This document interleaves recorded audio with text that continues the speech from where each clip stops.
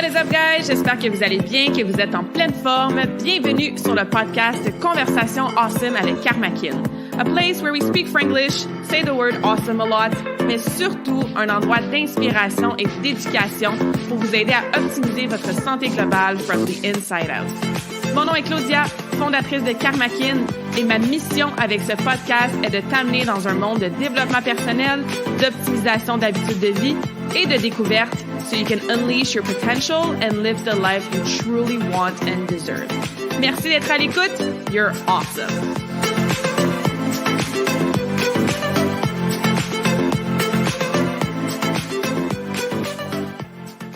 Hello, hello! What is up, beautiful souls? J'espère que vous allez bien, que vous êtes en pleine forme. Et parlant de pleine forme, j'ai une conversation awesome qui va booster votre forme aujourd'hui.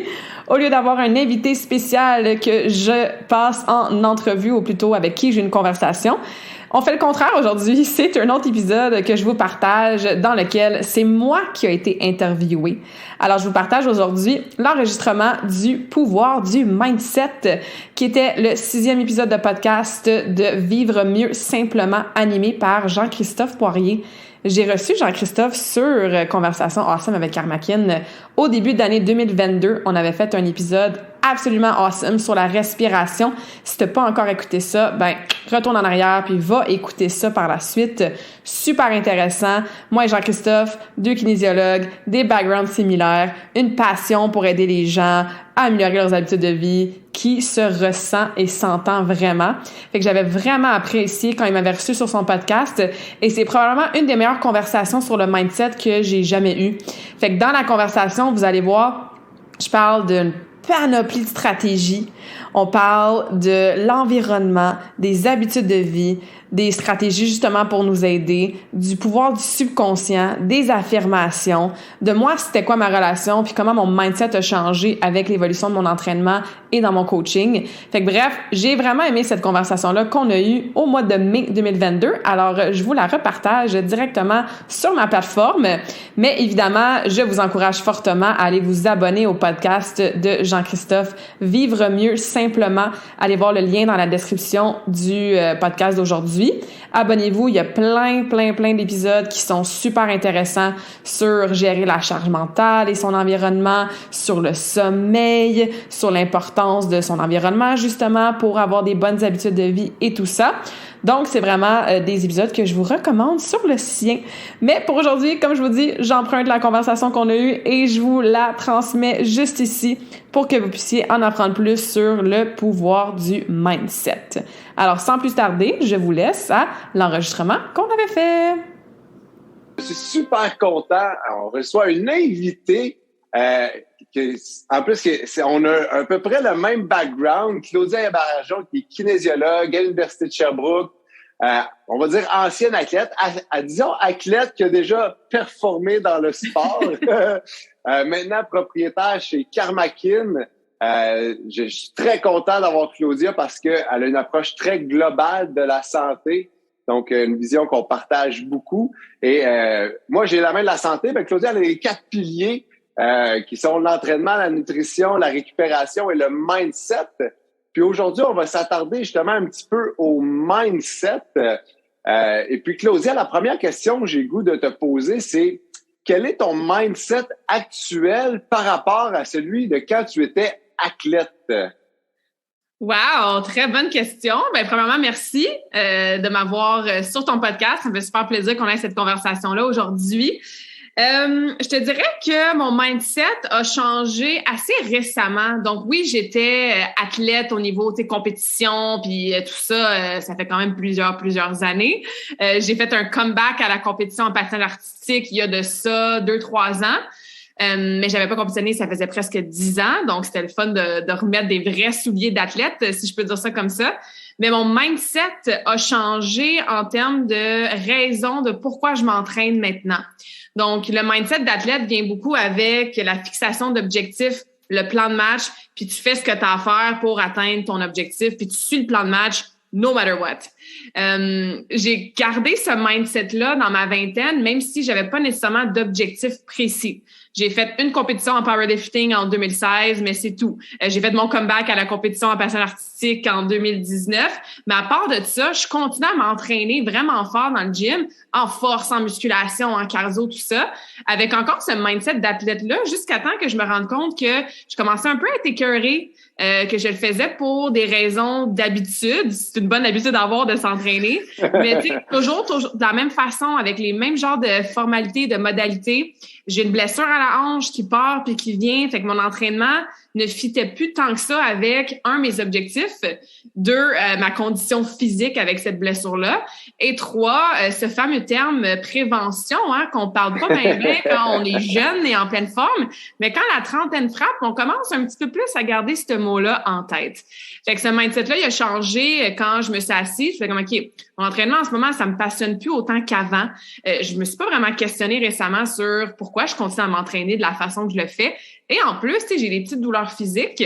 Et c'est là que le fameux mot prévention, puis de me projeter un peu dans l'avenir, faire comme, OK, à 40, à 50, à 60 ans, qu'est-ce que je vais être encore capable de faire physiquement?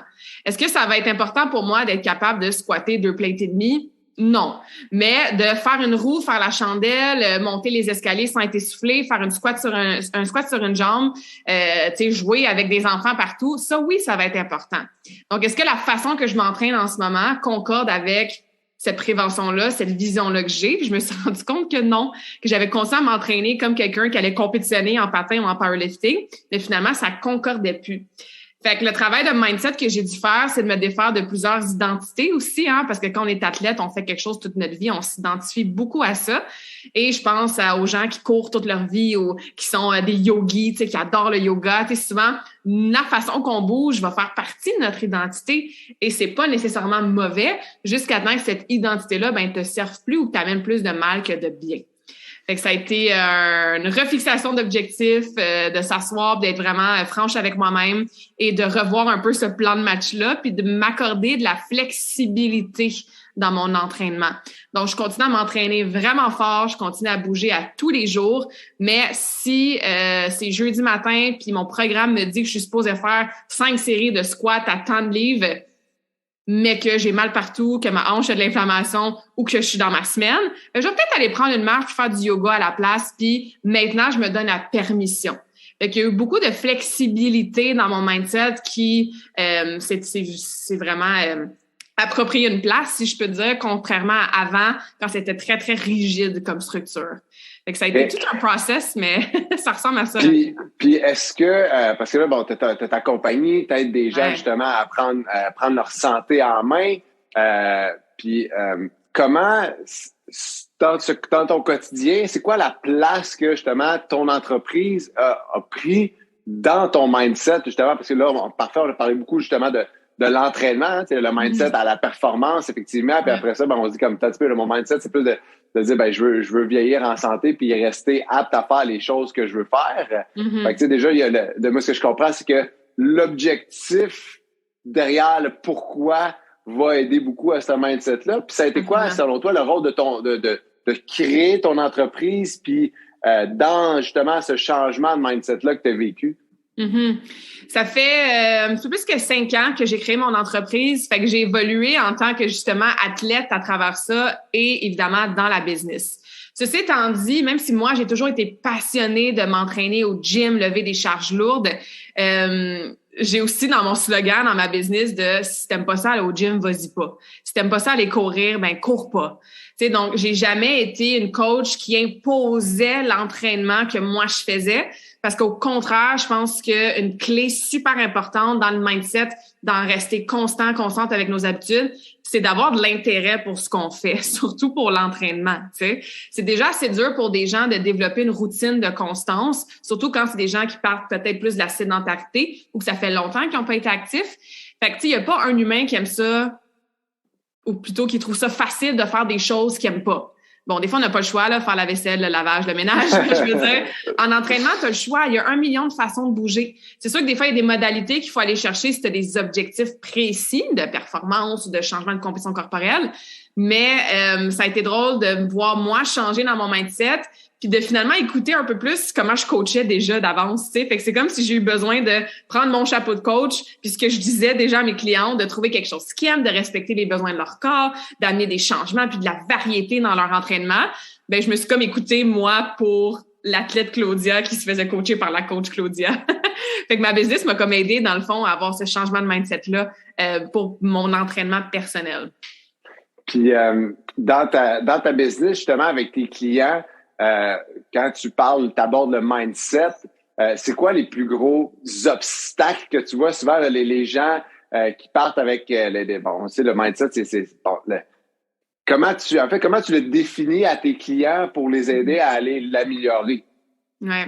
Je pense que la définition est différente d'une personne à l'autre, mais si on veut vulgariser ça très rapidement, le mindset, c'est large, là. Tu sais, on peut toucher beaucoup de choses. C'est, ce qui se passe entre tes deux oreilles. Donc, oui, il y a l'action. Je te donne un plan d'entraînement, je te donne des conseils en nutrition, on s'arrange pour faire des exercices pour aider ton stress. Mais c'est entre tes deux oreilles, au niveau de tes pensées, de tes croyances, il y a quelque chose qui fonctionne pas. Il y a quelque chose qui est en conflit. Il y a des pensées qui sont là depuis très, très longtemps au niveau de ton discours interne ou de la façon que tu as été, on dit, programmé, entre guillemets, dans ton subconscient. Ben, t'as beau avoir la recette parfaite, le plan d'entraînement idéal pour toi, ça se peut quand même que même si tu as tout le plan de match sur papier qui fonctionne, mais ça se peut que ton mindset fasse en sorte que tu t'auto-sabotes, que tu n'atteignes pas tes objectifs, que tu prennes 1 million de détours ou que, justement, tu te décourages et tout ça. Fait que les obstacles principaux que je vois, ça commence toujours avec la fameuse motivation. C'est une des premières choses que je coach à mes clientes, c'est que la motivation, ça dure pas. On peut pas se fier sur la motivation. Vous m'entendez, je suis passionnée d'entraînement, toi aussi, JC, je le sais. D'après moi, toi non plus, t'es pas motivé 24 heures sur 24, 7 jours sur 7 à faire toutes tes bonnes habitudes de vie. T'sais? Non. Fait que quelqu'un qui est comme moi est probablement né avec des patins ou des poids des mains. Il y a des journées que ça me tente pas de m'entraîner. Fait que ça, c'est un premier obstacle que j'entends. Ah, je vais m'entraîner quand je vais être motivée. Ou quand je vais être motivée, je vais reprendre ma nutrition en main. Ou je veux me remettre en shape ou améliorer mon énergie ou perdre du poids, mais je suis juste pas motivée en ce moment. Et ça, c'est la première chose qu'il faut aborder parce que t'as beau aller chercher toutes les connaissances que tu veux. T'as beau engager des coachs puis avoir le programme parfait pour toi. Si t'attends après la motivation, ben malheureusement, ça ne durera pas sur le long terme. Je suis sûre que les gens l'écoutent, ça vous est déjà arrivé, là. Tu t'inscris au gym, tu t'inscris au studio de yoga, tu trouves une nouvelle recette ou une nouvelle diète sur Instagram puis tu veux la suivre. T'es bien motivé au début. Peut-être que ça dure 1 journée, 2 journées, 1 semaine si t'es chanceux. Mais c'est immanquable que la motivation va partir. Fait que si t'attends après ça, la constance, ça sera pas là. La constance est pas là, t'as pas les résultats. Ah ben, gardons ça, t'es démotivé. Fait qu'on s'embarque dans un cercle vicieux qui est très, très difficile puis qui est pas en alignement avec les résultats que tu vas avoir, là, tu sais. Ouais, puis tu sais, ce que j'entends, c'est faut pas attendre après la motivation parce que des fois, ça prend beaucoup de temps avant qu'elle vienne. Puis quand elle vient, ben, faut pas se fier là-dessus pour réussir à établir quelque chose à long terme. Tant mieux si elle peut être un trigger pour mettre des choses en action. Mais justement, si on peut pas se fier à cette motivation-là, c'est quoi les outils qu'on peut utiliser justement pour réussir à dire comme parfait, mon mindset va être je suis peut-être pas totalement motivé, mais au moins je vais comprendre pourquoi je dois faire mes actions, c'est quoi les actions que je veux mettre en place. Comment tu encadres ça, comment tu vois ça pour toi et tes clients? Ouais, ça, c'est le gros de mon coaching. Ça, c'est dans mon sujet préféré parce qu'il y a effectivement plein de choses sur lesquelles on peut se fier puis des stratégies qu'on peut mettre en place pour s'assurer que justement, oui, on obtient un momentum de départ de motivation, mais quand qu'elle part, tout le reste prend pas de bord. Fait que j'aime bien dire que dans 2 sphères, d'un côté, on doit se fier à la discipline, un mot qu'on n'aime pas souvent entendre, hein, mais qui est super important. Et de l'autre côté, on doit se fier à l'intégration des habitudes de vie. Parce que quand tu as la discipline de créer l'habitude, tu n'as plus besoin de te motiver. Je vous donne toujours l'exemple de la brosse à dents. Tu sais, as-tu besoin de te motiver le matin à te brosser les dents? J'espère que non. Tu sais, t'es pas assis à te faire comme je sais que c'est bon pour moi là, me brosser les dents, puis que je vais avoir une belle hygiène après, puis que c'est bon pour ma santé, mais je suis juste pas motivée ce matin de faire l'action. Tu sais, non, tu le fais, c'est un automatisme. Fait qu'il faut que ces bonnes habitudes de vie-là qu'on veut garder deviennent des habitudes justement pour que ça soit automatique et que peu importe comment tu te sens, motivé ou pas motivé, inspiré ou pas inspiré, que ça te tente pas, ben ça fait partie de ta routine. Et on peut plonger en profondeur dans différentes stratégies plus précises, là. Mais ça, c'est vraiment les deux morceaux que je travaille beaucoup pour changer le mindset. Comment on peut améliorer la discipline, puis comment on peut améliorer ou plutôt faciliter l'intégration des habitudes de vie pour que ça reste sur le long terme. C'est ça. Puis moi, souvent, j'aime beaucoup cette approche-là de dire comme attends pas ta motivation. Discipline-toi pendant un certain temps avec une action donnée, hein, pour après ça, ben parfait, tu sais, tu l'as mis où dans le temps. Quel est le rôle de la planification dans tout ça? Ouais, la planification, on a un saying en anglais qui dit planning is key. Hein, la planification, c'est la clé. C'est sûr que le plus possible que tu peux t'empêcher d'être devant une excuse ou un obstacle quand tu vas arriver pour faire l'habitude, le plus de chances que tu as de le faire. Je vous donne un exemple. Tu décides que demain matin, ça y est, tu vas te lever plus tôt, tu vas te prendre 30 minutes pour soit aller faire ta marche dehors, faire ta méditation, préparer ton lunch ou faire un petit workout dans ton sous-sol. Bref, tu te dis, OK, moi, à partir de demain, j'ai écouté un podcast super inspirant avec Jessie et Claudia. Je suis motivée, je me mets dans l'action dès demain matin. Parfait. Mais qu'est-ce que tu peux planifier déjà là, pendant que tu es motivé puis pendant que tu as pris la décision que demain matin, tu allais te réveiller à 6h30 au lieu de 6h, par exemple? Ben, tu peux planifier, si on parle d'un workout, c'est quoi l'entraînement que tu vas faire? As-tu besoin de l'équipement, tes souliers, un tapis, aller sortir tes petits poids libres qui ont peut-être ramassé de la poussière dans les derniers mois? Est-ce qu'il y a une playlist, de la musique, un podcast que tu veux écouter? Qu'est-ce que tu vas manger ou vas-tu manger avant? Si tu manges pas avant, ben, peux-tu déjà préparer ton déjeuner comme ça, il est déjà fait? Si tu n'as pas beaucoup de temps, peux-tu préparer ton linge que tu vas mettre après ta douche pour commencer à travailler? Fait que ce que ça fait, c'est que le lendemain matin, si tu as la discipline de te réveiller et de ne pas snoozer quand effectivement ton cadran va sonner 30 minutes plus tôt, mais si tu n'avais pas préparé tout ça, là, plus tu fais comme « Ah, je voulais m'entraîner, mais je ne sais pas quoi faire. Ah, je voulais m'entraîner, mais je trouve pas mon ballon. Il faut aller chercher mon ballon, il est où? Ah, je voulais m'entraîner, mais X, Y, Z. » Mais qu'est-ce qui arrive? Le temps passe, ta motivation descend, tu es face à plein d'excuses et plein de raisons de pourquoi finalement, ben, il est trop tard, je suis pressée, je le ferai pas mon entraînement. Fait que ça, c'est un exemple avec le workout, mais le meal prep, la nutrition, le sommeil, la routine du soir, la routine matinale, les respirations, tout ce que tu peux planifier au début pour t'aider à faire comme, OK, je show up, tout est prêt, je fais mon habitude, ben, tu rends service à la future toi. Ouais. Puis moi, ce que j'aime beaucoup dans cette approche-là, qui est géniale, que je travaille beaucoup aussi, c'est de dire, arrête d'avoir à prendre des décisions.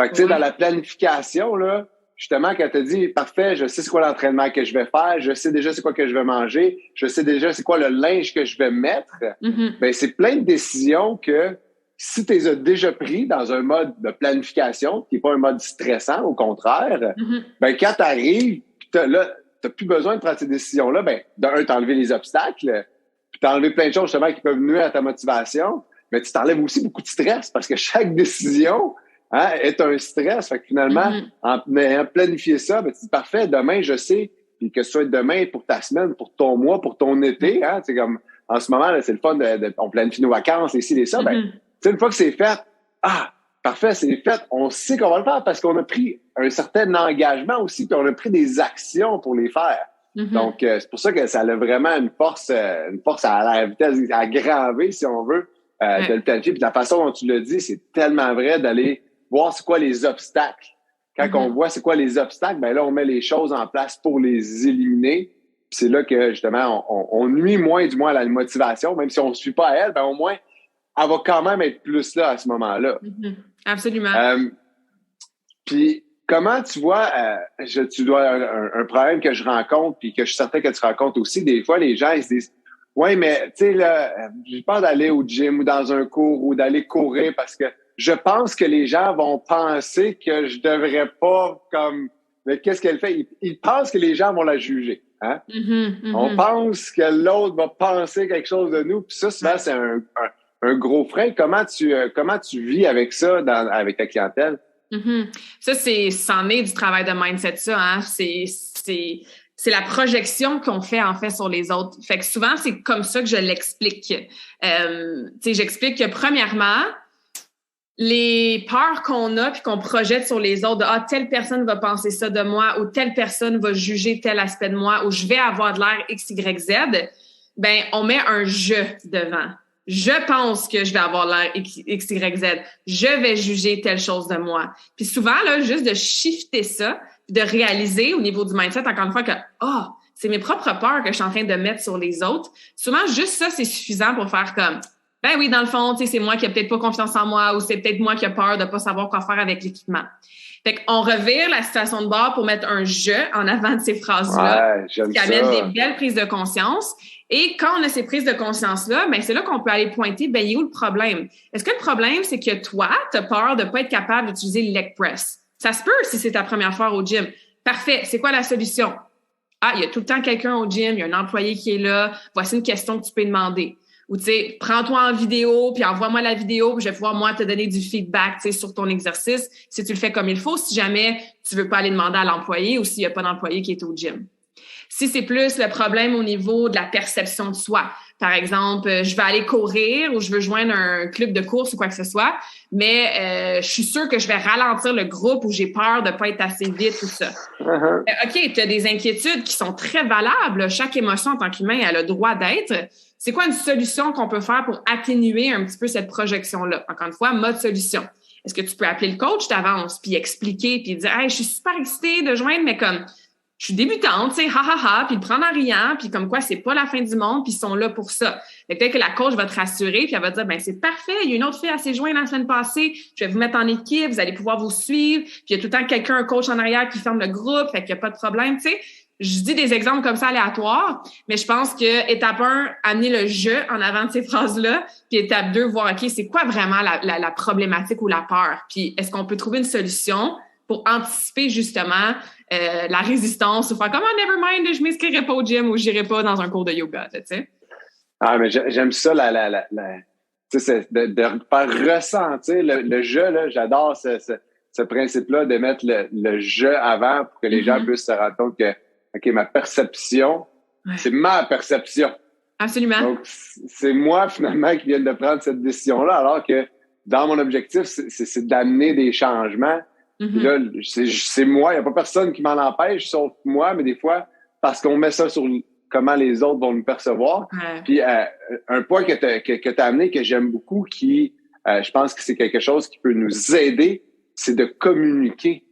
C'est pas là, hein, comme tu l'as dit, d'appeler le coach, de communiquer, puis de communiquer non seulement avec sa coach, mais peu importe le groupe, l'environnement avec lequel on travaille. Puis justement, comment tu inclus l'environnement? C'est quoi un environnement qui va être favorable pour justement avoir un mindset favorable? Je pense que ça dépend, un, des objectifs, deux, du type d'environnement. Exemple, une cliente qui s'entraîne. Moi, j'ai beaucoup de clients qui s'entraînent à la maison. Même avant la pandémie, là, beaucoup de gens qui s'entraînent à la maison. Fait que dans ce cas-ci, t'es pas mal toute seule. Fait que ton environnement doit être l'espace que tu te crées chez toi, même si c'est pas très gros, que ça, OK, j'arrive dans cet espace-là, je suis ici pour m'entraîner. La musique, si tu veux des miroirs pour garder tes exercices, peu importe, là, tu sais, t'acheter des beaux élastiques de ta couleur préférée. Fait que ça aussi, c'est des sources de motivation, c'est des facteurs qui te donnent envie de t'entraîner. L'environnement à la maison aussi, c'est, bon, conjoint, conjointe, enfant, tu sais, s'ils sont là, s'ils sont pas là, s'ils supportent versus s'ils supportent pas, parce que ça aussi, ça arrive. On les aime, nos enfants, on les aime, nos conjoints, conjointes, mais ça peut arriver que ça soit la seule personne dans la famille qui est sur ce cheminement-là de bonnes habitudes de vie, de perte de poids ou tout ça. Donc ça, c'est important, puis ce qui va m'amener au point d'un environnement qui était plus public, si je peux dire, là. Faut comme que tu crées ta bulle autour de toi, puis tu te rappelles ton why, de pourquoi toi, tu fais ça. Et c'est important aussi, je pense, d'essayer différentes choses et d'attendre avant de s'engager, par exemple, puis d'acheter 1 an de 20 passes par mois pour tel studio de yoga. Fais un essai gratuit. Vas-y, pose des questions, feel la vibe. Est-ce que toi, tu te sens à l'aise? Est-ce que tu te vois t'entraîner là, dans ce gym-là, ce studio-là, avec ce coach-là même, sur le long terme? Ouais. Puis souvent, on est comme, c'est ça, un peu inquiet ou stressé, on s'engage vite parce que, bon, des fois, il y a le côté vente aussi, là, qui peut être, qui peut mettre de la pression, mais de prendre son temps avant de prendre une décision puis de s'engager dans ce genre d'environnement-là. Et je pense qu'il y a le côté, les autres personnes, on se met dans sa bulle, on se rappelle pourquoi on fait ça. Il y a le côté aussi tester. essai-erreur. Puis ça, c'est quelque chose, on parlait d'intérêt tantôt, hein, si t'aimes pas le gym, va pas au gym, fais autre chose. Je veux dire, l'humain est fait pour bouger. Fait que, tu sais, ça aussi, c'est quelque chose que j'entends comme excuse, c'est moi, j'haïs ça bouger, j'aime pas ça m'entraîner. Il y a ça existe pas. Il y a 1 million de façons. Peut-être que t'aimes pas t'entraîner au gym avec tous les gros monsieur muscles devant le miroir qui font des chest bras, tu sais. Je donne un stéréotype très connu dans notre monde d'entraînement. Oui, exactement, pardonnez-moi. Exactement. Mais probablement que t'aimes ça aller marcher en campagne dans la forêt, puis un fast pace avec ta musique, te bouger, tu sais, tu t'entraîner entre guillemets. Donc, je fais une parenthèse à ta question là, mais c'est sûr que ton environnement doit t'inspirer. Si à chaque fois que tu vas, encore une fois, à ton studio, à ton cours, ou tu vas à ton coach, c'est comme, j'aime pas sa personnalité, ou je m'entends pas avec mon coach, ou je me sens vraiment intimidée quand je suis au gym, ou la musique, ça m'agresse, ou peut-être que t'es quelqu'un qui aime t'entraîner dans des studios très, très propres, tu sais, puis t'es plus dans un gym de powerlifter avec de la craie partout, puis de la musique heavy metal. C'est important parce que, encore une fois, bien difficile de faire des choses de façon constante qu'on n'aime pas ou qui nous font pas sentir bien. Fait que plusieurs pistes de réponses ici, là, mais... Non, puis j'aime ça parce que ça relie pas juste à, comme des fois on pense à l'environnement, ben c'est qui la personne avec qui je vais m'entraîner. Aussi, on dit souvent c'est la première chose. Fait que, oui, ça fait partie, mais comme tu dis, juste si tu t'entraînes à la maison, ton espace fait partie de ton environnement. D'avoir les bons vêtements, ça fait partie de, comme tu dis, d'un coach, surtout pour les cours justement de yoga ou de groupes supervisés. Le coach vaut pour beaucoup, hein, autant en accompagnement. On le sait, les gens s'accrochent à moi, quand j'arrête pas de suivre Claudia, parce que Claudia, puis ils ont tout le temps Claudia en tête, puis c'est parfait parce que tu fais partie de leur environnement. Puis nous autres, en tant que coach, c'est ça qu'on veut. On veut que nos clients se disent toujours, mais Claudia, elle m'aiderait. JC, là, il serait fier de moi, ou JC, il prendrait cette position-là. Même si t'apprends pas, au moins, c'est cet environnement-là qui est ton coach, qui vient t'aider finalement à prendre conscience souvent de certaines situations. Puis j'aime beaucoup le lien avec l'intérêt. Ouais. Tu sais, le lien avec l'intérêt, c'est comme, qu'est-ce que toi tu aimes? C'est quoi les environnements dans lesquels tu te sens bien? Puis c'est pas les mêmes pour tout le monde. Ça peut changer aussi. T'sais, une personne peut changer. Tu peux adorer ton studio de yoga pendant 3 ans, puis à un moment donné, j'ai joué un club de course, puis j'aime ça, cet environnement-là, d'être avec une gang, puis de courir dehors. Puis même chose pour moi, la première question que tu m'as demandé, mon mindset a changé, mon environnement a changé aussi, en termes de où est-ce que je m'entraîne, quel genre de workout que je fais. Fait faut se donner la permission puis la flexibilité aussi de quand quelque chose, ça te tente un peu moins d'y aller, faire ton cours de Zumba, cool, essaye autre chose, c'est ça qui est beau dans notre domaine, c'est que ça peut être beaucoup plus varié qu'on pense souvent. Ouais, puis même, vu qu'on vit au Québec, c'est normal que même dans une année, avec les saisons, c'est de vivre avec les saisons, fait que d'avoir un mindset, déjà parfait, je suis super motivé à faire de la course, mais l'été, c'est pas, tu sais, comme la course, ça t'intéresse pas parce que, ça se peut que t'arrêtes de faire de la course, comme la majorité des gens. Donc, à ce niveau-là, puis ça revient encore à la planification. T'sais, si tu as planifié que, là, je sais que je cours pas l'hiver, mais je vais faire du yoga, je vais faire de la natation, je vais jouer au volleyball, parce que maintenant, on peut recommencer tranquillement en groupe à jouer au volleyball. C'est quoi ton approche vis-à-vis, justement, les peurs des gens? Tu sais, quand les gens, là, tu la vois arriver, puis comme, OK, cette madame-là, elle a comme tellement de subconscient aligné qu'avec des pensées négatives, beaucoup de peur. C'est quoi comment tu approches ça? Premièrement, il faut les nommer, puis il faut les amener au conscient. Parce qu'effectivement, on a beaucoup de nos peurs, puis de nos pensées, de nos croyances qui sont dans le subconscient. Puis rapidement, là, je veux dire, là, on est conscient, j'ai l'écran, j'ai mon micro, je t'écoute. Fait que ça, c'est ma partie consciente de mon esprit, de mon cerveau. Mais le subconscient, je donne souvent l'analogie d'un site Internet. Dans le sens que toi, tu vois la vitrine, tu vois le conscient, les photos, les boutons. Puis, quand tu cliques sur un bouton, ça t'amène à une page. Mais pourquoi ça t'amène à une page? Parce qu'en arrière du site web, il y a plein de codes, puis il y a un programming qui est là, qui fait en sorte que quand je clique là, la réaction, la conséquence, c'est que ça m'amène à telle page. Les pensées subconscientes, c'est un peu la même chose. Le conscient, c'est qu'est-ce qu'on voit quand on est réveillé, qu'on entend tout ça. Mais en arrière de ça, il y a un programming, il y a du codage qui est là depuis qu'on a 0 ans, depuis qu'on est né, qui a été écrit dessus des pensées, des croyances, souvent des beliefs, là, mais même chose qui peut être limitantes ou qui nous servent plus. Fait que la première étape à faire, c'est d'amener ce programme-là subconscient qu'on n'est pas vraiment au courant des fois, l'amener en avant puis d'en prendre conscience. La prise de conscience, c'est la première étape à n'importe quoi, tu sais. Oui. Tu sais, si je peux dire des exemples que souvent, je sais que les gens peuvent vraiment associer, c'est plus fort que moi. Je sais là que manger le sac de chips au complet, c'est pas bon pour ma santé, mais c'est plus fort que moi. Tu sais, ou quelque chose du genre je sais qu'est-ce que je dois faire, mais je le fais pas. Je sais pas pourquoi je le fais pas. Bien, souvent, ça part de notre subconscient, on le sait pas justement. Il y a des choses que rationnellement on sait, mais il y a des comportements, des décisions qu'on fait que, Colin, c'est par habitude. Ou je suis correcte pendant 2-3 semaines, puis paf, je reviens à mes mauvaises habitudes. Mais souvent, ça, c'est dû à justement les peurs ou les croyances qui sont dans le subconscient. Fait qu'il faut en prendre conscience de ces peurs-là. Par exemple, si toute ton enfance, t'as vu ta mère, ta grand-mère, ta tante, tes cousines, toutes les femmes dans ton entourage, dès qu'ils voulaient perdre du poids, ils faisaient des diètes extrêmes. Pense à Atkins, Ideal Protein, name it. Puis ils étaient misérables, ils haïssaient ça, ils perdaient 20 livres en une semaine, puis après ça, paf, ils reprenaient leur poids. Toi, là, à 3, 4, 5, 6 ans, là, t'es pas en train de te dire consciemment « Hey, je suis en train d'enregistrer que pour perdre du poids, il faut que je fasse X, Y, Z. » Mais ton subconscient, lui, il l'enregistre. Le subconscient prend tout littéralement. Fait que plus tard, dans ta vie adulte, quand tu fais comme « Ah, j'ai un objectif de perdre du poids », ben, ting, tu cliques sur le bouton sur ton site web qui dit « Je veux perdre du poids ». C'est quoi l'association qui est là depuis très, très longtemps? Ah, ben, pour perdre du poids, je dois faire des diètes qui vont me rendre misérable, super extrême, me restreindre. Puis si je perds pas 20 livres en une semaine comme ma mère elle faisait, ben, ça fonctionne pas puis j'ai échoué. Fait que, c'est très positif comme approche. Mais quand on fait ça, faut pas appeler notre mère, faire comme « Oh mon Dieu, à cause de toi, j'ai un mauvais programming. » Là, pas du tout.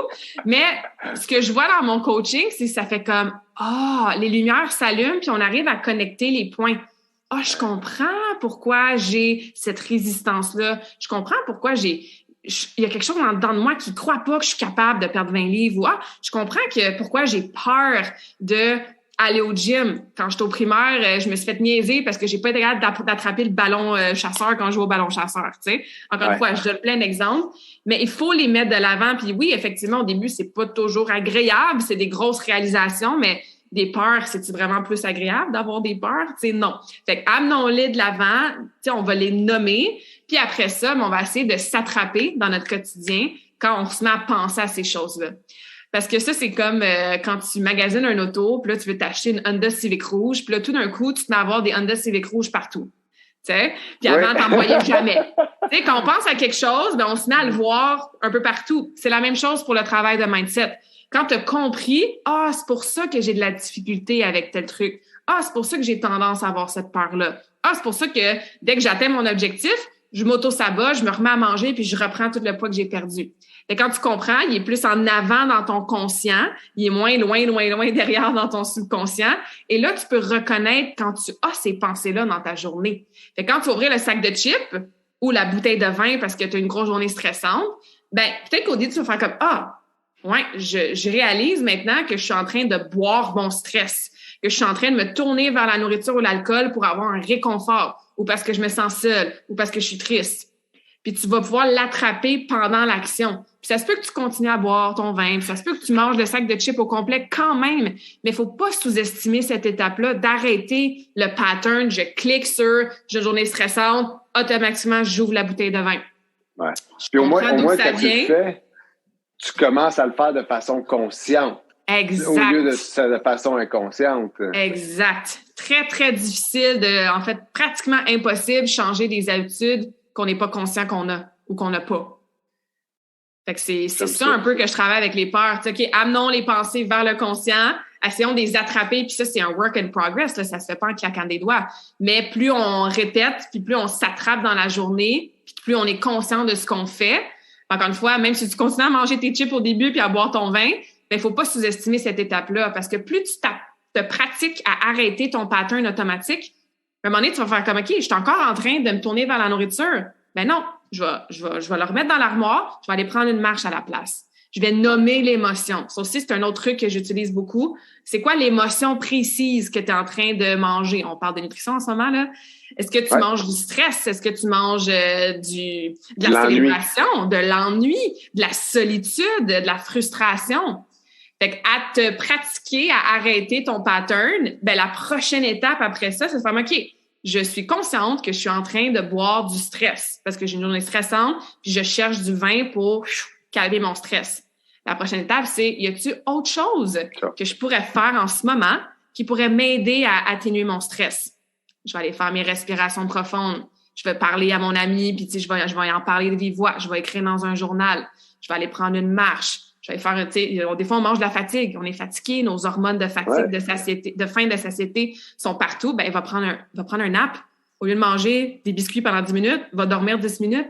Fait que quand on a ça en conscience, puis on arrive à nommer l'émotion qu'on est en train de manger, on peut finalement, après ça, ben, OK, il y a peut-être une autre chose que je pourrais faire qui va combler le besoin que j'ai besoin de combler avec cette émotion-là, mais qui va être une meilleure habitude, tu sais. Fait que... Ouais.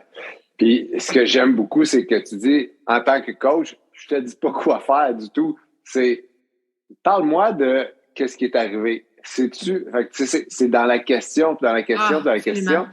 Puis, parlant de questions, le fameux why, hein, on en a parlé un petit peu, tu l'as glissé, le why. Tu sais, c'est quoi mon why? Pourquoi je veux atteindre mes objectifs?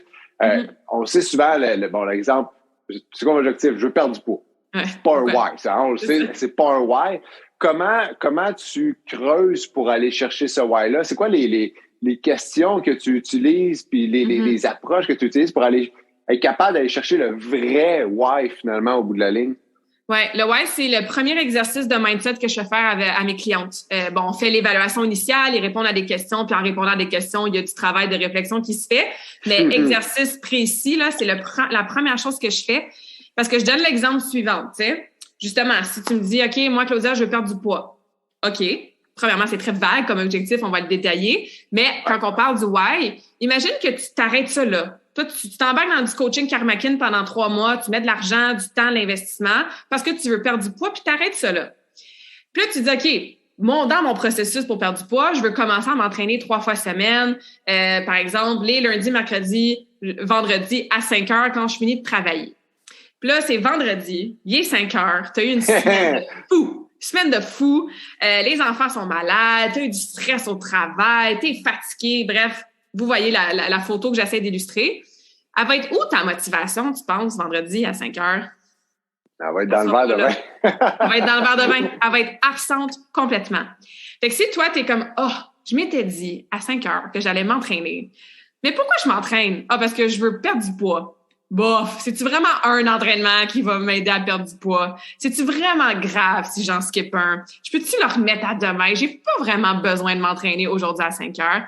Ben, ton why, il est pas assez profond puis il est pas assez en alignement avec tes émotions puis dans ton gut, là, tu sais, la vraie raison pourquoi tu veux perdre du poids. Fait que quand on fait l'exercice du why, on commence avec cette réponse-là qui est souvent en superficie et très vague. Fait que pourquoi je veux perdre du poids? Et moi, je reprends toujours la réponse de la personne et je rajoute pourquoi avant. Fait que si on part avec l'exemple, pourquoi tu t'inscris à Karmakin? Ben, parce que je veux perdre du poids. OK, pourquoi tu veux perdre du poids? Parce que je rentre plus dans mes jeans, puis là, c'est l'été qui s'en vient, j'ai essayé mes shorts, puis comme, oh mon Dieu, j'ai une méchante claque d'en face que j'ai pris du poids cet hiver. OK, fait que là, je reprends un élément de leur réponse. Pourquoi c'est important de rentrer dans tes shorts en jeans cet été? Parce que quand je rentre dans mon linge, je me sens vraiment en confiance dans mon corps. OK? Puis pourquoi tu veux te sentir en confiance dans ton corps? Comment ça va t'aider, ça, de te sentir confiante au quotidien?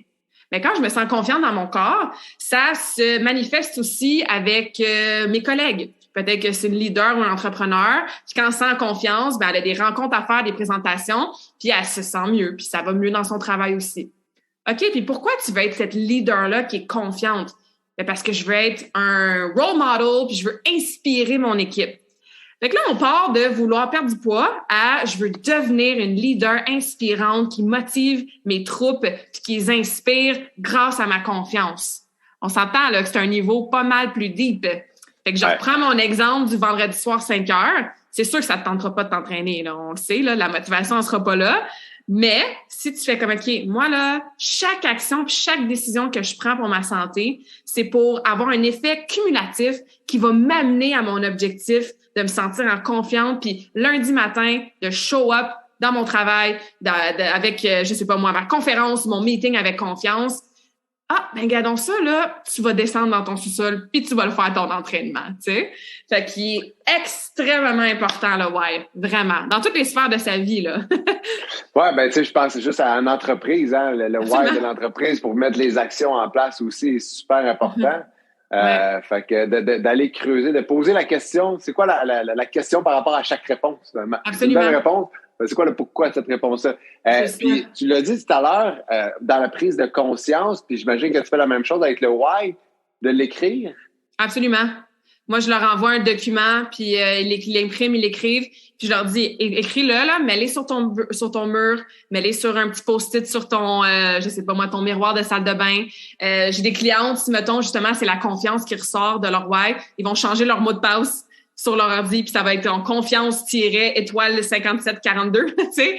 Mais il faut le répéter, puis il faut le garder en tête, puis dans le cœur aussi à tous les jours. Parce que justement, c'est tellement facile de plus être motivé, d'avoir des distractions, puis surtout des habitudes qui sont pas encore bien intégrées, tu sais. Il faut se donner le temps, fait qu'il faut l'écrire, oui, il faut le garder en tête. Quelque chose de très puissant, de mettre les mots sur papier aussi, de le dire à voix haute. On travaille aussi des affirmations quand on parle de mindset, de coaching, puis de subconscient, justement. Fait que c'est très powerful au niveau de la manifestation de nos objectifs, de l'écrire, papier-crayon, de le dire. Puis une chose aussi que je voulais rajouter par rapport au why, c'est que quand on fait cet exercice-là, des fois, on se rend compte que l'objectif n'appartient pas vraiment à la personne. Parce que ça aussi, si tu te rends compte que toi, tu te dis « Ah, moi, je veux perdre du poids », puis on fait l'exercice, puis on se rend compte que c'est pas du poids que tu veux perdre. Toi, tu pensais que tu voulais perdre du poids parce que t'as peut-être vu tes chums de filles, puis il y en a une, elle a fait une diète, puis elle a perdu 20 livres. Puis là, toi, tu te dis, moi aussi, d'abord, je vais perdre 20 livres. Peut-être que tu as vu quelque chose dans les magazines en attendant au IGA de payer ta facture, puis c'est tous les magazines perdre 10 livres en 3 heures, puis recette magique, puis diète miracle. Puis là, toi, ça te fait comme, ben OK, d'abord, moi aussi, je vais perdre du poids, tu sais. Fait que le why permet aussi de s'assurer que ton objectif, c'est le tien, puis c'est à toi, puis tu as des bonnes raisons de vouloir faire ça. Tu sais, ça m'est arrivé souvent, là, la cliente, je veux courir 10 km en dedans d'une heure.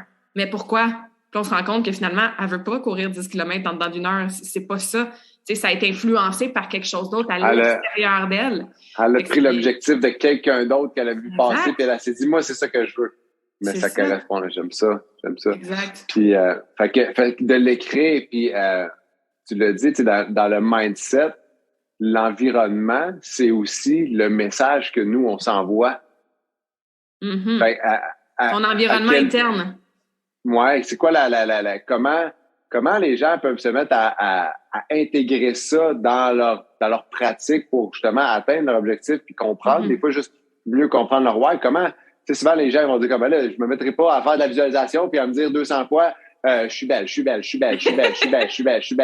sais, des fois, il y en a qui on peut avoir une espèce de vision ce que j'appelle wou-wou de la visualisation, puis de se dire, puis comme tu l'as dit, de l'écrire et de le dire. Pourquoi c'est si important? C'est comment on peut le faire aussi pour les gens qui, en ce moment, se disent comme, hey, moi, j'ai écrit comme, je veux devenir un homme d'affaires accompli, je le lirai pas tous les jours à mort. Comme ça, pour moi, ça fait pas de sens. Pourquoi ça devrait faire du sens? Ouais. Ah, t'as tellement des bons points, puis c'est le côté un peu sceptique souvent que je rencontre, hein. Puis quand je fais mon coaching call sur justement les affirmations, le subconscient, dans mon défi Karmakin, entre autres, j'ai spot tout le temps, puis je leur dis, je suis comme, t'as le droit d'être sceptique, mais donne-toi l'opportunité de l'essayer. Fait que la première chose que je veux dire, c'est que oui, effectivement, il y a une façon de faire des affirmations ou ce genre d'exercice-là qui ne fonctionne pas et au contraire, qui peut même nuire à ton mindset. Par exemple, si tu te regardes dans le miroir puis tu dis « je suis maigre », puis dans le fond, malheureusement, tu as un bon embonpoint, puis je sais pas moi, tu mesures 5 pieds, puis tu pèses plus que 200 livres, puis la dernière fois que tu as été, entre guillemets, maigre, c'était au primaire, ben c'est sûr que tu vas te regarder et te faire comme « franchement, c'est donc bien ridicule ».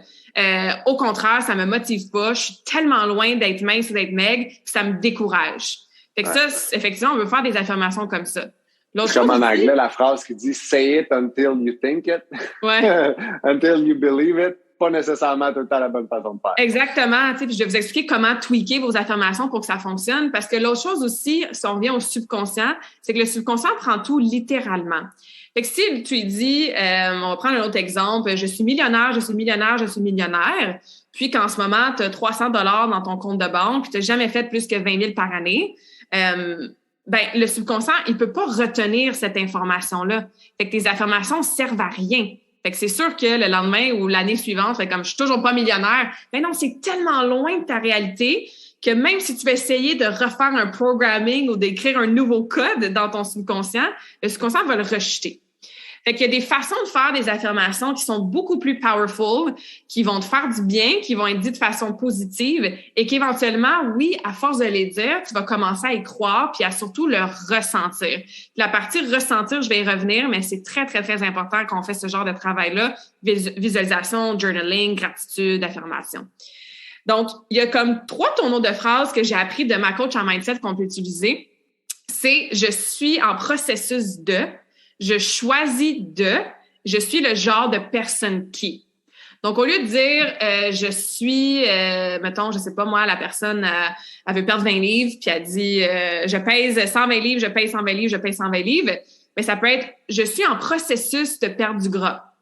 Ou je suis le genre de personne qui s'entraîne à toutes les semaines et qui fait des bons choix alimentaires pour réussir ma perte de gras. Je choisis d'avoir confiance en moi à tous les jours. Peut-être qu'en ce moment, tu n'as pas confiance en toi à tous les jours, mais tu peux choisir tu peux être en processus tu peux devenir une personne qui. Fait que là, le subconscient fait comme, non, tu sais, on n'est pas millionnaire, mais je choisis de faire des bons, je sais pas moi, des bonnes économies financières à chaque semaine. Ah ouais, ça, ouais, on peut choisir de faire ça. Tu sais, ou, non, effectivement, on n'est pas millionnaire, mais je suis le genre de personne qui va atteindre une liberté financière. Ah ben ouais, on est le genre de personne qui pourrait faire ça. Fait que ça amène une nuance qui fait en sorte que c'est moins noir et blanc, c'est moins genre je suis sceptique, c'est sûr que ça fonctionnera pas, et ça permet au subconscient de retenir cette information-là et de commencer à l'écrire dans le nouveau programming.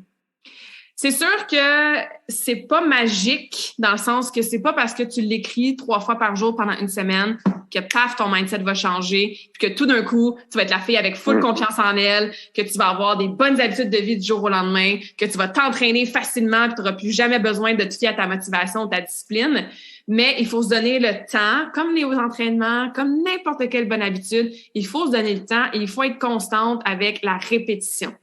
Parce qu'imagine, là, tu as des programmes, je fais beaucoup d'anglicisme, de Franglish, ça fait partie de mon brand. Je te trouve très bonne. T'en fais vraiment pas beaucoup. Je te dis justement, Claudia, le terme awesome, c'est son terme préféré. Ouais. Puis, elle Franglish à mort, puis c'est parfait comme ça. Puis je trouve, des fois même, il y a des mots, je me dis, elle va le dire en anglais, mais non, tu le dis en français, fait que t'as été super bonne, toi. C'est bon, merci. Donc, c'est ça. Des fois, on a des programmes qui sont là depuis, comme je disais tantôt, qu'on a 0, 1, 2, 3, 4 ans. Ça fait 20, 30, 40 ans que la fille, je sais pas moi, elle a des complexes sur son corps ou qu'elle est convaincue qu'elle, c'est pas une personne du matin. Hein, ça aussi, on entend ça, moi, le matin. Non, je suis pas une personne du matin, là, tu sais. Ça fait longtemps qu'on se dit ça dans notre subconscient. Fait que c'est pas en te regardant dans le miroir puis en te disant « J'aime me lever tôt, j'aime me lever tôt, j'aime me lever tôt » que tu vas devenir une personne du matin en claquant des doigts. Fait qu'il faut se donner le temps, l'opportunité, la répétition pour les effacer, ces programmes-là, puis les réécrire. Et l'autre composante que je disais, c'est le feeling, le ressenti, le sentiment. Donc, c'est sûr que des fois, quand on commence à faire des affirmations, on le ressent pas nécessairement. On y croit pas parce qu'on est en train de dire des affirmations qui ont rapport avec nos objectifs.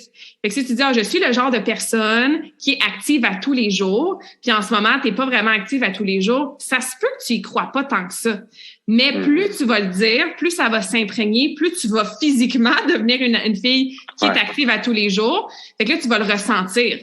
Même chose pour la visualisation. OK, je m'imagine atteindre mon poids santé ou je m'imagine me lever tôt le matin avec l'énergie. Je ressens rien. Ben non, comme get excited, tu sais, comme sois excité d'atteindre ça. Va chercher les feelings de comment tu vas te sentir quand tu vas l'avoir atteint. Sens-toi déjà fier, accompli, satisfait, avec de l'énergie. Peut-être qu'en ce moment même, tu te sens pas comme ça, mais on est capable d'aller chercher ces sentiments-là. Et ça, mêlé à l'écrire, le dire, le lire, c'est la combinaison parfaite pour que les affirmations fonctionnent. Et que ça soit pas juste « je suis maigre, je suis maigre, je suis maigre » ou « je suis riche, je suis riche, je suis riche », là, tu sais. Ouais, puis je pense qu'un autre effet que ça peut avoir, c'est que souvent dans l'inconscient, les gens ont beaucoup d'affirmations négatives aussi. Ah, je suis anxieux. Je suis une personne anxieuse. Moi, je suis pas en forme. Ouais. Ils s'identifient comme ça. Fait qu'à chaque fois que tu leur dis, je suis fatigué. C'est comme là, aujourd'hui, je suis une personne, mais je me sens fatigué aujourd'hui. Yes. Hein? Au lieu de s'identifier comme ça. Fait que, ça peut aider de le faire de façon positive, peut nous aider à sortir aussi de ce mode qu'on a beaucoup d'affirmations. Tu sais, les affirmations, ça sert à rien. Ben, t'as peu, c'est parce que tu t'en rends pas compte, mais t'en fais déjà, c'est juste que là, ils sont négatifs. Fait que le but, c'est de s'entraîner à les faire de façon positive pour réussir à aller chercher tes objectifs puis accomplir ton why, finalement. Absolument. On a comme plus de 60 000 pensées, je pense, par jour. Puis ça a été prouvé que, j'ai pas les statistiques exactes, mais la très grande majorité de ces pensées-là sont soit négatives et ou se répètent. Fait que, tu sais, on rumine dans des soixantaines mille de pensées à tous les jours qui se répètent puis qu'en plus qui sont négatives. Fait que, tu sais, si 3-4 minutes par jour, tu te fais des affirmations positives, ben cool, on renverse un petit peu la balance puis l'équation, tu sais. C'est là que la reprogrammation se fait. Ouais. Tu sais, comme souvent, j'explique aux gens, c'est naturel de voir les dangers, les stress. Notre cerveau est programmé pour survivre. Ouais, pour survivre. Il a toujours fallu qu'il évalue tout le temps les dangers. Fait qu'on est fait pour voir ces dangers-là.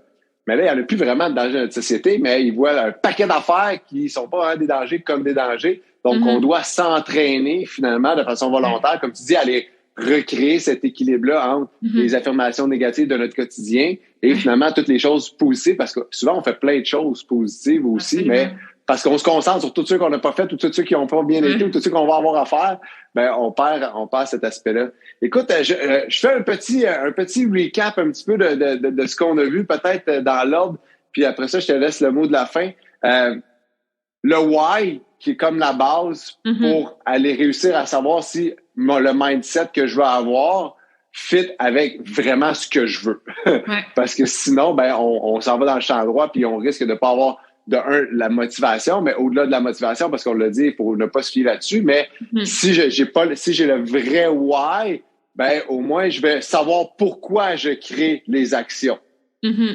Ensuite, l'environnement, super important, et les intérêts. Fait que de faire fitter ses intérêts avec son environnement pour justement que notre mindset soit positif par rapport à les objectifs X, Y, Z que je veux accomplir, autant de perte de poids, sommeil, gestion de stress, peu importe. Fait que les intérêts mixés avec l'environnement deviennent super importants. Puis la prise de conscience finalement pour réussir à apporter ça, puis qui vont nous permettre de voir des obstacles qui sont invisibles. Souvent, quand ils sont dans les conseils, ils sont invisibles. Fait que d'apporter ça de façon visible. C'est vraiment les trois, le why, la prise de conscience, puis après ça, intérêt, environnement, qui vont bâtir ton mindset de façon positive ou pas. Absolument. La planification, la prise de conscience, la reprogrammation de ce subconscient-là, ça part de là. Tout part dans les deux oreilles. Ouais, j'aime ça. Écoute, comme mot de la fin, moi, j'aime toujours, toi aussi, je sais que tu le fais, poser une petite question à la fin. Qui met la personne on the spot. Disons, dans ton environnement rapproché, disons que si tu avais le choix là, à Montréal, laissons faire le trop grand, disons que si tu avais le choix à Montréal d'intégrer une chose que les gens sont obligés de faire, ça serait quoi? Quoi qu'on n'aime pas ça, obliger les gens, mais tu sais, comme mettre une règle d'or. Ouais, c'est ça, inspirer. Effectivement. C'est quoi que tu aimerais inspirer pour que tous les gens dans ton environnement fassent? Ouais, une seule chose, je dirais que j'inspirerais fortement les gens à prendre, je vais faire attention à combien je dis de temps, là, mais mettons 20 minutes par jour, toute seule, pour eux-mêmes, avec aucune distraction. On est trop occupés, trop stressés, trop de distractions, trop stimulés mentalement, trop toujours en train de courir après notre temps, trop de choses dans le calendrier, trop de cellulaire, de Netflix, de ci, de ça, on perd la connexion avec soi-même. Fait que si on oblige ou on inspire fortement les gens à prendre 20 minutes par jour, j'aime ça. Sans agenda, là. Tu peux respirer si tu veux, tu peux aller prendre une marche toute seule si tu veux, tu peux méditer pendant ton 20 minutes, mais un 20 minutes de me time en enlevant tous tes rôles et tes chapeaux et ton rôle de mère, de père, de professeur, juste toi toute seule avec ton âme, je pense que ça réglerait bien des problèmes. Ça peut-tu être 2-10 minutes? Ça peut être 2-10 minutes. Yes! Mais j'aime ça, effectivement. Puis ça revient à la prise de conscience, hein, d'arrêter de s'enfuir de notre quotidien. Puis souvent, on s'en rend pas compte. Puis c'est ça, c'est que ça nous amène dans la conscience. Puis une fois qu'on est conscient, ben on est capable d'apporter des changements, comme tu l'as dit. Yes. Fait que, écoute, Claudia, comment qu'on peut te rejoindre, les gens qui nous écoutent, là? Comment je fais? Hey, Claudia, j'aime ça. Je sais, t'as ton podcast, ton site Internet. Dis-nous un petit peu comment on peut communiquer avec toi, comment te suivre, les défis qui s'en viennent peut-être pour ta business. Écoute, le plus facile, c'est vraiment d'aller sur mon site Internet qui est www.karmakin.ca. Sur le site, vous allez avoir accès à un quiz de la cote Karmakin. C'est gratuit, puis ça vous donne un score sur 100% pour savoir vos habitudes de vie en lien avec les 4 piliers, ça ressemble à quoi. Et ça, c'est toujours le fun. J'ai eu 82%. Yes! C'est bon. Il est pas facile, le quiz, puis souvent, le score peut nous surprendre, hein? Donc, je vous invite à aller faire ça. Et sur mon site, vous allez voir aussi, j'ai mon podcast. Effectivement, on a fait un épisode ensemble, moi et Jean-Christophe, sur la respiration, qui a été super bien reçu. Donc, le podcast est sur le site, ça s'appelle Conversation Awesome avec Karmakin. Et même chose sur Facebook, Instagram, cherchez mon nom au Karmakin, puis j'aime bien ça communiquer puis connecter avec vous. Donc, n'hésitez pas, ça va vraiment me faire plaisir. Donc, Claudia, la patineuse, la voyageuse, hein, je sais que tu es une grande fan de voyage. Absolument. L'entraîneur, la coach spirituelle de vie. Merci beaucoup. J'ai très hâte de pouvoir partager ça avec les gens. J'espère que les gens ont apprécié. Donc, pour ceux qui nous écoutent, partagez, allez voir sur le site Internet de Karmakin, taguez Karmakin dans vos réseaux sociaux, que ce soit Instagram, Facebook. Donner des notifications au podcast, autant le sien que le mien. On est là pour aider les gens à se sentir mieux. C'est le fun. Notre mission est très similaire. On en prend des chemins un petit peu différents, mais le but, c'est d'aider le plus de gens possible. Donc, encore une fois, merci beaucoup à tout le monde et au prochain épisode. Oui, merci beaucoup tout le monde.